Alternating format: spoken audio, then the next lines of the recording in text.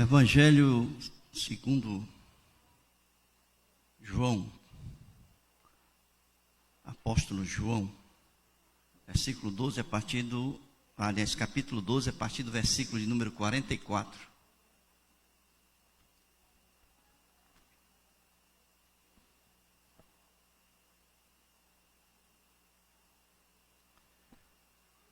E diz assim: Jesus clamou dizendo: quem crê em mim, crê não em mim, mas naquele que me enviou. E quem me vê, a mim vê aquele que me enviou. Eu vim como luz para o mundo, a fim de que todo aquele que crê em mim não permaneça nas trevas. Se alguém ouvir as minhas palavras e não as guardar, eu não julgo, porque eu não vim para julgar o mundo, e sim para salvá-lo. Quem me rejeita e não recebe as minhas palavras, tem quem o julgue. A própria palavra que tenho proferido, essa o julgará no último dia. Porque eu não tenho falado por mim mesmo, mas o Pai que me enviou, esse me tem prescrito o que dizer e o que anunciar. E sei que o seu mandamento é a vida eterna. As coisas, pois, que eu falo, como o Pai me tem dito, assim falo. Pai querido, que a tua palavra, nesse momento, possa nos confrontar com alguns conceitos, com as verdades que muitas vezes nós alimentamos e que são contrárias, Pai, à tua palavra. Abençoa, Pai, o pregador desta noite, conduz na entrega da tua mensagem, em nome de Jesus. Amém. Irmãos, como você apresentaria Jesus para alguém que não conhece Jesus? Nós fazemos muitos cursos, muitos treinamentos de evangelismo e aprendemos muitas vezes a falar de Jesus. Jesus como Filho de Deus, Jesus como Salvador. E assim vários conceitos são desenvolvidos ao longo desses treinamentos e nós vamos aprendendo, acumulando, internalizando vários conceitos sobre Jesus. Agora imagine se fosse o próprio Jesus que fosse se apresentar para alguém.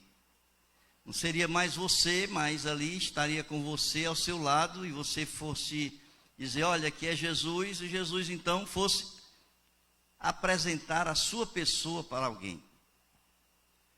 Entendo que seria bem diferente dos conceitos e muitas vezes da forma como nós o apresentamos. E é exatamente esses versículos no Evangelho de João, do versículo de número 44 ao 50, Jesus ele faz uma autoapresentação. Ele diz quem ele é e ele diz para o que veio fazer. Então tudo aquilo que nós precisamos saber a princípio sobre Jesus, ele fala aqui em poucas palavras. Algumas pessoas até dizem, é um resumo de todo o ministério de Jesus. Podemos até pensar assim, seria um resumo. Mas ele diz quem ele é e o que ele veio fazer. E é isso que nós precisamos entender e é isso que nós precisamos conhecer de Jesus. Você que não conhece Jesus, vai conhecê-lo a partir desses versículos. Você que conhece e muitas vezes não o conhece na profundidade daquilo que ele falou aqui, em poucas palavras, vai também agora saber algumas coisas que talvez você não soubesse. E é isso que nós queremos conversar com vocês nessa noite. Nós queremos dizer aquilo que ele já disse. Nós queremos simplesmente colocar diante de vocês essa apresentação que Jesus fez dele mesmo. E nós queremos conversar um pouco, porque o evangelista João, nesse capítulo 12, ele começa a narrar os últimos momentos da vida de Jesus. ele começa a falar ali da última semana. Jesus está chegando ali em Betânia, ele está saindo de Betânia para ir para Jerusalém, né? E ali em Jerusalém vai acontecer os últimos momentos da vida de Jesus, né? Antes, é claro, da paixão, da crucificação e da sua ressurreição. Se vocês voltarem um pouco a vista para o início do capítulo 12, vocês vão ver aí que ele chega ali em Betânia, ele vai se alimentar, jantar com aquele que ele havia ressuscitado no capítulo 11, que é Lázaro, né? Lázaro está vivo, né? Então ele havia ressuscitado Lázaro, e ele vai comer com Lázaro e com a família de Lázaro, Maria e Betânia. Ele senta com eles, e ali naquele momento diz aqui João que Maria vai ungir Jesus quando ele está ali sentado, né? E ele assim, Jesus naquele momento em que ele é ungido por Maria, Jesus anuncia a sua partida. Se a gente continuar olhando um pouco, a gente vai ver que João vai falar que a ressurreição de Lázaro havia irritado os sacerdotes, né, os religiosos da época, e eles então começaram a planejar a morte de Lázaro e a morte de Jesus. Lázaro já estava, portanto, depois da sua ressurreição, condenado à morte ali pelos religiosos da época. E seguindo, Jesus faz a sua entrada triunfal ali em Jerusalém, quando, no momento do dia de Ramos, né, quando as pessoas colocam os ramos e Hosana, Hosana nas alturas, né, Jesus está entrando ali em Jerusalém, ele vai direto ao templo, e ali ele começa, portanto, inicia-se ali realmente o começo da sua partida. E antes desse texto, ele fala um pouco, e ele vai explicar a incredulidade dos judeus. Por que os judeus não acreditaram, depois de tantos milagres, depois de tudo aquilo que ele ensinou aos judeus, mas mesmo assim, eles não acreditaram que Jesus era o Filho de Deus. Pelo contrário, eles até o acusaram de blasfêmia e levaram então para julgamento. E é então nesse momento que ele vai fazer esse discurso. A partir do versículo 44, ele vai fazer a sua autoapresentação. E nos versículos 44 e 45, ele vai dizer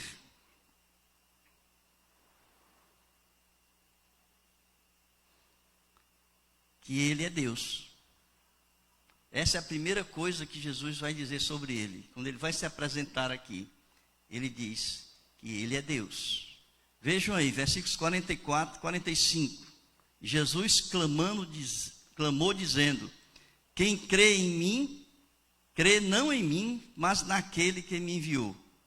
E quem me vê a mim, vê aquele que me enviou. Portanto, aqui a gente começa a perceber, né, que Jesus está dizendo: olha, não existe nenhuma divisão, separação entre eu e o Pai. Eu e o Pai somos um. Ele já disse isso. Mais na frente ele vai dizer na sua oração sacerdotal, capítulo 17 de João, ele vai dizer: eu e o Pai somos um. Essa unidade entre Jesus e Deus, ele está dizendo ali, existe, portanto, Jesus está dizendo: eu sou o Filho de Deus, eu sou Deus. Portanto, aquele que me vê está vendo o próprio Deus. Interessante isso, porque Jesus, ele estava ali conversando com os seus discípulos, e ele perguntou aos seus discípulos: o que as pessoas dizem que eu sou? E as pessoas então, e os discípulos começaram a dizer: não, você é um profeta, eles dizem. Você é Elias, eles dizem. Né? Você é tudo menos o Filho de Deus. E só Pedro, naquele momento, é que vai dizer: tu és o Filho de Deus vivo, né? Tu és o Filho de Deus. Então, essa muitas vezes é a impressão que muitos têm sobre Jesus. Não entendem que Jesus, ele veio realmente como homem, que Deus se fez homem, mas ele é o próprio Deus que se fez homem. Eu já contei aqui várias vezes sobre esse feito de Deus em se fazer homem. Porque percebam uma coisa: quando o homem pecou, a sua natureza ficou decaída. Não tem como você ir até Deus através de qualquer sacrifício, de qualquer coisa que você venha fazer. Não existe nenhuma coisa que você venha fazer na face da terra, por iniciativa sua, que você possa chegar até Deus. Ora, então como salvar esse homem? Porque lá no capítulo 3 de Gênesis, Deus prometeu a salvação do homem. Em Gênesis capítulo 3, versículo 15, a gente tem ali o proto-evangelho, Deus prometendo a salvação do homem. Então Deus fala o seguinte: ora, eu não posso voltar atrás na condenação do homem, porque ele está condenado à morte pelo pecado. O salário do pecado é a morte, o homem foi condenado à morte pelo pecado.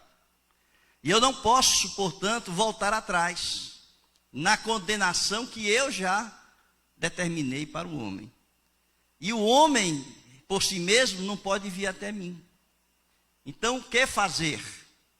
Então, Deus, por amor a esse homem, como diz a palavra, que Deus amou o homem de tal maneira que ele deu seu Filho unigênito para todo aquele que nele crê não pereça, mas tenha a vida eterna. Então, o que Deus fez por amor a esse homem? Ele se fez homem. Ele se fez homem como nós. Ele se esvaziou da sua divindade. E ele se fez homem para que nós pudéssemos ser salvos. É por isso que Jesus aqui está dizendo: olha, quem olhar para mim está vendo o Pai. É claro que ali não é a figura física, porque Deus é Espírito. Quando Jesus está falando, aquele que me vê o Pai, aquele que crê em mim, crê no Pai, ele não está dizendo: olha, o Pai é como eu nem sei como que Jesus era, fisicamente. Mas a gente olhando para Jesus, a gente vê o amor de Deus na pessoa de Cristo. O cuidado de Jesus com as pessoas. A compaixão de Jesus pelas pessoas, a misericórdia, os atos de Jesus que ele fez e realizou durante todo o seu ministério, os milagres que ele realizou, tudo aquilo que ele fez, olhando para ele, a gente pode dizer que nós estamos vendo o próprio Deus. É por isso que ali, em João capítulo 14, versículos 8 e 9, quando Filipe perguntou: Senhor, mostra-nos o Pai, ele disse: estou há tanto tempo convosco e não me tendes conhecido, Filipe. Quem me vê, a mim vê o Pai. E como dizes tu, mostra-nos o Pai. Olhando para Cristo, nós estamos vendo o próprio Deus, porque não existe ali duas pessoas que são diferenciadas na sua essência. Jesus é o próprio Deus em essência. Portanto, há uma unidade de Jesus ali com Deus. 3 questões eu acho que são básicas e fundamentais nessa declaração de Cristo aqui. Primeiro, é aquilo que ele diz, que quem crê em Jesus, quem crê nele, Jesus crê em Deus. Ou seja, nós não podemos separar a pessoa de Jesus da pessoa de Deus. A segunda é que quem vê Jesus, portanto, vê o Pai. E Jesus está falando aqui não no aspecto físico, mas moral, na sua santidade, na expressão do seu amor, da sua divindade com os homens. Como diz ali em João 5,36, que ele diz: mas eu tenho maior testemunho do que o de João, porque as obras que o Pai me confiou para que eu as realizasse, essas que eu faço, testemunho a meu respeito do Pai que me enviou. E a terceira coisa que a gente pode entender aqui, dessa expressão aqui de Jesus, é que Jesus ele foi enviado numa missão. Vejam, quem crê em mim, crê não em mim, mas naquele que me enviou. Então Jesus foi enviado em uma missão. E qual foi a missão de Jesus? A missão de Jesus, que ele vai dizer aqui mais na frente, foi para salvar aquele que se havia perdido, não é isso? Jesus veio para salvar os homens. Depois nós vamos ver aqui, quando nós seguirmos no texto, que ele diz que não veio julgar, ele veio para salvar os homens. Então a missão de Jesus é buscar e salvar os que haviam se perdido, como está ali em Lucas capítulo 19. Ele estava quando a gente olha para a missão de Jesus, a gente percebe então duas coisas que são inerentes a essa missão. Primeiro, ele estava em perfeita consonância e harmonia com a vontade de Deus. Veja aí em Filipenses capítulo 2, né, versículos 6 a 8. Deixa eu ver se eu coloquei aqui, irmãos.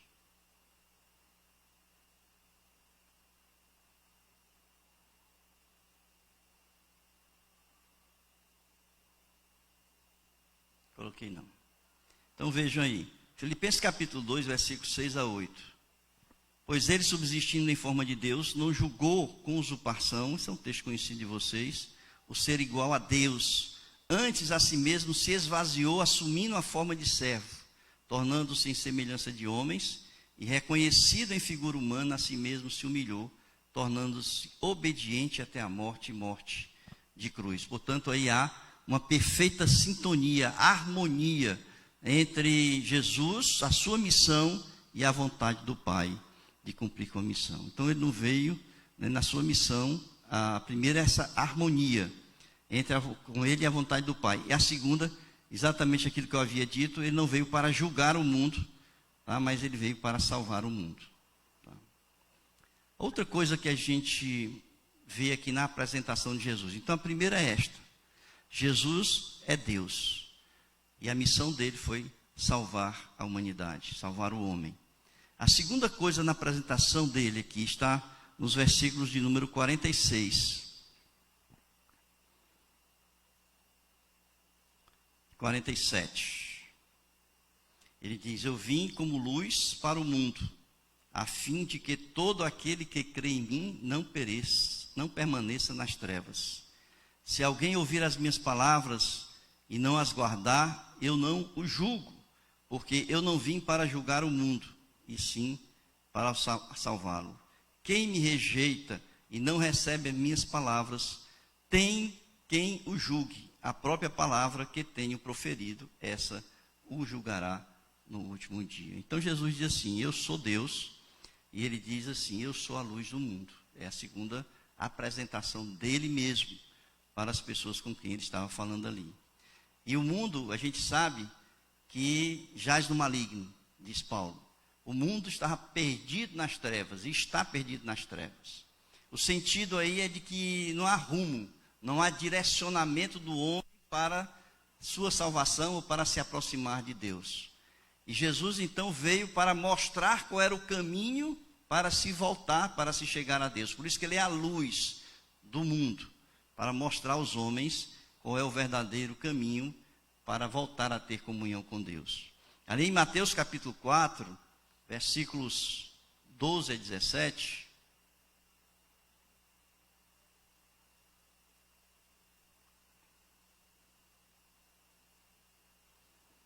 diz assim: ouvindo, porém, Jesus que João fora preso, retirou-se para a Galiléia, e deixando Nazaré, foi morar em Cafarnaum, situada à beira-mar, nos confins de Zebulon e Naftali, para que se cumprisse o que fora dito por intermédio do profeta Isaías: terra de Zebulon, terra de Naftali, caminho do mar, além do Jordão, Galiléia dos gentios. O povo que jazia em trevas viu grande luz, e aos que viviam na região e sombra da morte resplandeceu-lhes a luz. Daí por diante passou Jesus a pregar e a dizer: arrependei-vos, porque está próximo o reino dos céus. Então, Jesus veio no mundo afundado, mergulhado nas trevas, perdido, sem Deus, sem saber para onde ir. Jesus olhava para a multidão e dizia que eram pessoas que não tinham pastor, estavam perdidas, quem guiasse até Deus. E ele então veio para ser esse guia, essa luz, para guiar os homens a Deus. Jesus então passou a guiar os homens por meio da sua palavra. E aí está João capítulo 12, 46 a 48, como eu havia lido: eu vim como luz para o mundo, a fim de que todo aquele que crê em mim não permaneça nas trevas. Então ele veio para direcionar o homem a Deus. É interessante a gente observar que nesse período os judeus haviam se afastado da palavra, né? Eles estavam perdendo essa condição de serem descendentes de Abraão pela fé. O apóstolo Paulo, ele vai dizer que os descendentes de Abraão são aqueles que creem, né, que são aqueles que têm fé no Filho de Deus. São os descendentes, não são pela carne e pelo sangue, mas para aqueles que creem. E o povo de Deus ali, os judeus, estavam perdendo, o povo de Deus estava perdendo ali essa condição de serem descendentes de Abraão. Jesus então veio com o seu evangelho para conduzir todos os homens a esse retorno a Deus. E nesse contexto, portanto, ele está dizendo: quem crer nele e ouvir e guardar a sua palavra, este sim será salvo. Existe um texto, irmãos, que está em João capítulo 14, versículos 21 a 24, que diz assim: aquele que tem os meus mandamentos e os guardas, esse é o que me ama. E aquele que me ama será amado pelo meu Pai. E eu o amarei e me manifestarei a ele. E disse-lhe Judas, não o Iscariote: Senhor, de onde vem que te has de manifestar a nós e não ao mundo? Jesus respondeu e disse: se alguém me ama, guardará a minha palavra, e meu Pai o amará. E viremos para ele, e faremos nele morada. Quem não me ama, não guarda as minhas palavras. Ora, a palavra que ouvistes não é minha, mas do Pai que me enviou. Então Jesus, ele veio como luz, e a luz, o guia, o direcionamento das pessoas, foi a palavra que ele pregou, que ele falou, que ele ensinou durante o seu ministério. E é por isso que ele diz assim: eu não vim para julgar, eu vim para salvar. Mas existe alguma coisa que vai julgar vocês, que é a palavra. Agora imagine o seguinte, ele vai dizer: quem não escuta a minha palavra, quem não guarda a minha palavra, esta aí será julgado pela palavra. Agora você imagine no último dia, lá diante do trono, você vai estar ali para ser julgado. Onde é que a palavra entra? Em todos os pecados que você cometeu na vida, porque quando você não é obediente à palavra, você está cometendo pecado. Então ali está, qual é o fiel da balança que vai julgar? A palavra de Deus, a palavra que Jesus pregou e anunciou. E ali então tem um livro que será aberto, e esse livro vai dizer assim, tudo aquilo que você fez na vida. E ali está escrito: olha, aqui você não foi obediente à palavra, aqui você não guardou a palavra, aqui você fez isso contra a palavra. Então aquele livro tem todos os erros da sua vida, todas as vezes que você errou o alvo, quando ali você desobedeceu a palavra que Jesus anunciou. E no outro então vai estar o livro da vida. Por quê? Porque o seu nome provavelmente vai estar naquele livro que você foi desobediente em muitas coisas. Mas no livro da vida é aquele livro que você mesmo, em alguns momentos da sua vida, que você foi desobediente, você entendeu que Jesus veio para salvar, que Jesus é o Salvador, e que você então recebeu Jesus como Senhor da sua vida, e você se manifestou publicamente, dizendo que havia recebido Jesus. Então ali, você vai, o seu nomezinho vai por um livro chamado Livro da Vida, e ali você recebe a vida eterna. Ser um cristão, queridos, não está apenas em ouvir. Ser um cristão não está apenas em conhecer a palavra, mas ser um cristão está em guardar essa palavra. Como o salmista disse: guardei a tua palavra no meu coração para não pecar contra ti. Então, ser cristão, diz aqui Jesus, quando ele diz: se alguém ouvir as minhas palavras e não as guardar, versículo 47, eu não julgo, porque eu não vim para julgar o mundo, e sim para salvá-lo. Quem ouvir a minha palavra e não as guardar, será julgado pela palavra. Então, queridos, vocês, nós, eu, e vocês, precisamos não apenas ler para conhecer, mas para guardar essa palavra e a gente usar esta palavra para não pecar contra o Senhor. Em João 8,31, diz assim: Jesus dizia aos judeus que criam nele: se vós permanecerdes na minha palavra, verdadeiramente sereis meus discípulos, e conhecereis a verdade, e a verdade vos libertará. Você é discípulo de Jesus? Você pode dizer assim: sou. Você guarda a palavra? Se você disser não, então você não é discípulo de Jesus. Porque o discípulo de Jesus é: se vós permanecerdes na minha palavra, verdadeiramente sereis meus discípulos. Então nós somos discípulos de Jesus quando nós guardamos a palavra no nosso coração e nós vivemos segundo essa palavra que foi anunciada por Jesus para iluminar os nossos passos, os nossos caminhos, a nossa caminhada ao longo da nossa vida. Então a palavra anunciada por Jesus, ao mesmo tempo em que conduz todos a Deus, também exerce a função de juízo sobre todos, pois vivem em desobediência à vontade de Deus. Todos aqueles que estão desobedecendo, portanto, recaem o juízo pela própria palavra. O apóstolo Paulo disse o seguinte, Romanos 2, 14 e 16. Quando, pois, os gentios que não têm lei procedem por natureza de conformidade com a lei, não tendo lei, servem eles de lei para si mesmos. Estes mostram a norma da lei gravada no seu coração, testemunhando-lhes também a consciência e os seus pensamentos, mutuamente acusando-se ou defendendo-se, no dia em que Deus, por meio de Cristo, julgar os segredos dos homens, de conformidade com o meu evangelho. Então, nossos segredinhos, que a gente esconde, serão todos julgados ali por Deus, né, por Cristo, através da palavra que Ele anunciou para nós. Irmãos, o que eu quero dizer para vocês com relação a isso, é que o evangelho de Jesus, ele é simples. Quem complica as coisas somos nós. O ser humano é que gosta de complicar e vai dizer assim: não, mas a palavra é muito difícil de ser vivida. Não é nada de difícil. Jesus não deu nenhuma atribuição para a gente que a gente não possa cumprir. Algumas pessoas dizem assim: não, mas esse sermão do monte, por exemplo, é uma utopia. Não tem quem cumpra esse sermão do monte.